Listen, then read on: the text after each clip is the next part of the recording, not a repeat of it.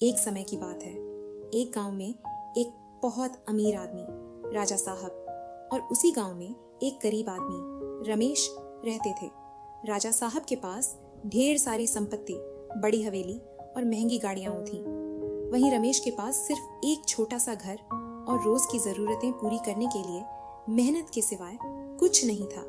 राजा साहब अक्सर अपनी संपत्ति का दिखावा करते और गांव के लोगों को नीचा दिखाते, जबकि रमेश हमेशा खुश और संतुष्ट रहता, भले ही उसके पास ज्यादा कुछ नहीं था।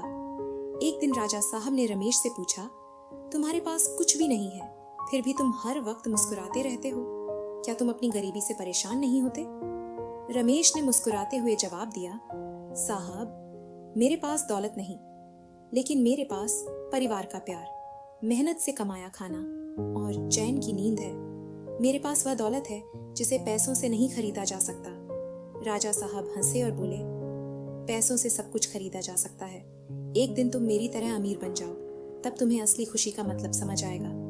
कुछ दिन बाद राजा साहब को एक गंभीर बीमारी हो गई। महंगी दवाइयाँ, डॉक्टर और इलाज के बावजूद उनकी सेहत में सुधार नहीं हुआ। वह अकेले अपने बड़े महल में पड़े रहे, जबकि उनके परिवार के सदस्य केवल उनकी संपत्ति में रुचि रखते थे। वहीं रमेश की जिंदगी वैसे ही चल रही थी, सीमित साधनों में, लेकिन प्यार और अपनापन से भरपूर। उसे अपने पड़ोसियों, परिवार और दोस्तों का पूरा समर्थन था। वह हर दिन काम करता, घर लौटता और अपने परिवार के साथ हंसते गाते दिन बिताता।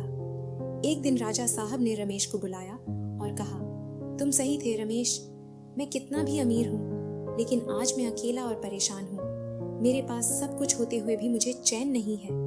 तुम्हारे पास दौलत भले न हो, लेकिन तुम सच्चे मायनों में अमीर हो। रमेश ने कहा, साहब, असली दौलत पैसे नहीं, बल्कि प्यार, सुकून और संतोष है। राजा साहब ने अपनी गलती समझी और धीरे धीरे अपने जीवन को बदलने की कोशिश की। उन्होंने संपत्ति के पीछे भागना बंद किया और लोगों के साथ रिश्ते बनाने शुरू किए। इस कहानी से उन्होंने सीखा कि असली दौलत पैसों में नहीं, बल्कि सच्चे रिश्तों और दिल की खुशी में है।